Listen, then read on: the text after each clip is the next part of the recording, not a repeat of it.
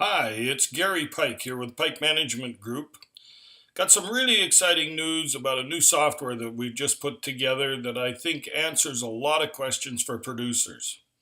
Our whole goal and why we're doing this is to make sure that you're making the highest cash profit before taxes with the least amount of risk.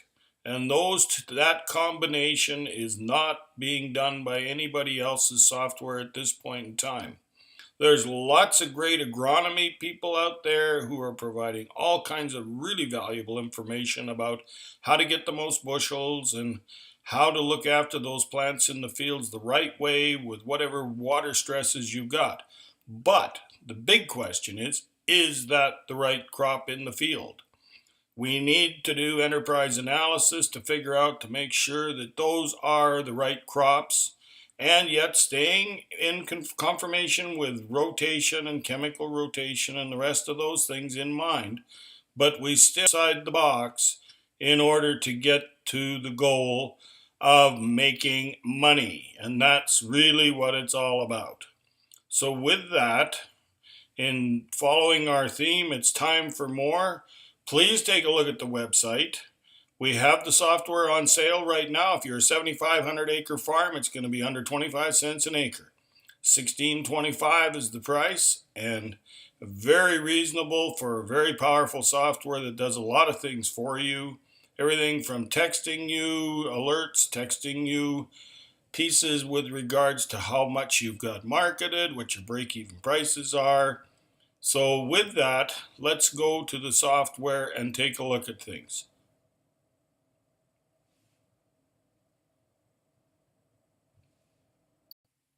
Hello everyone. Well, on the theme of it's time for more, I wanted to walk through our PROFARMANCE tools.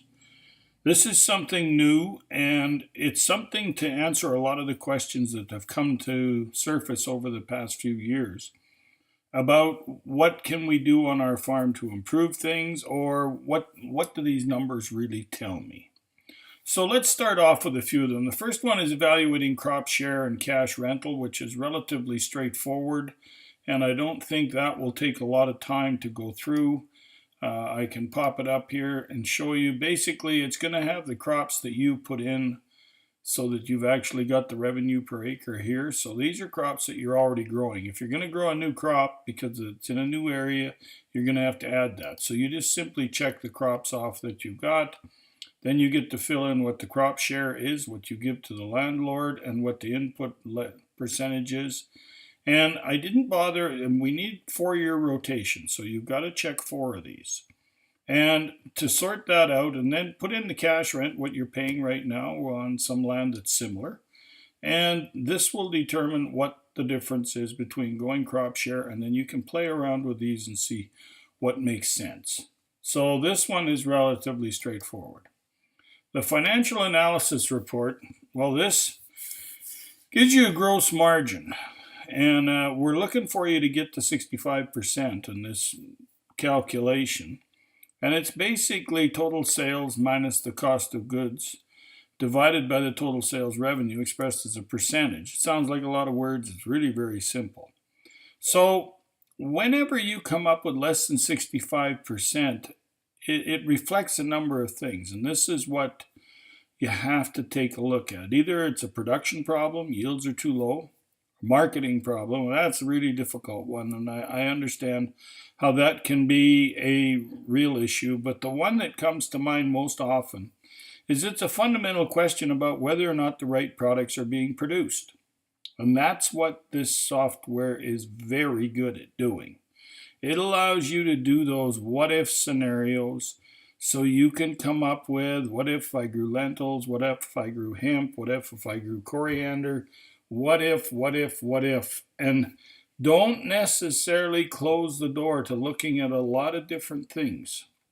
Now the key is, any one of these that you come up with, you need to do some research as to the marketing and assess the risks. Can't produce something we don't have a market for. But with the use of the internet now, we can look a lot further away. This doesn't mean to say we have to have a coriander plant in our backyard or a lentil plant in our backyard. Could be anywhere in North America. So think that one through very carefully, and if you've got questions, give us a call or text us. We'll be glad to talk about a lot of these different things. The second piece is the fixed costs.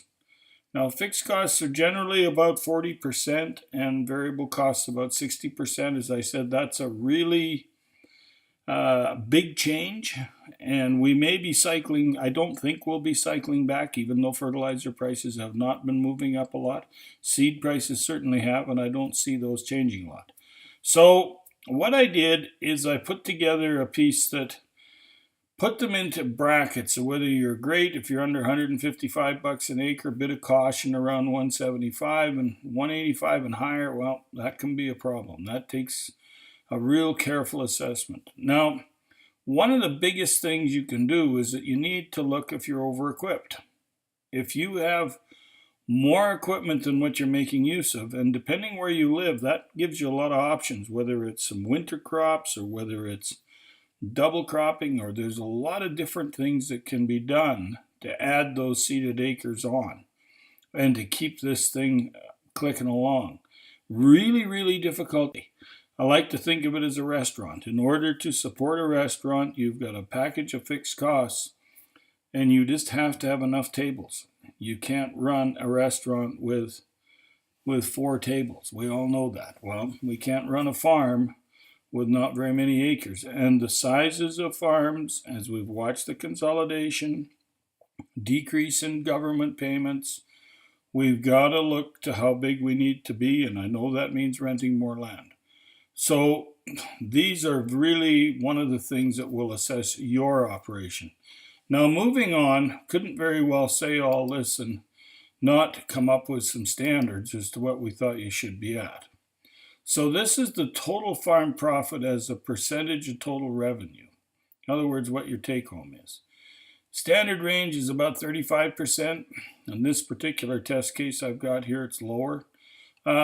The other one that I found rather interesting is your fixed costs as a percent of total revenue.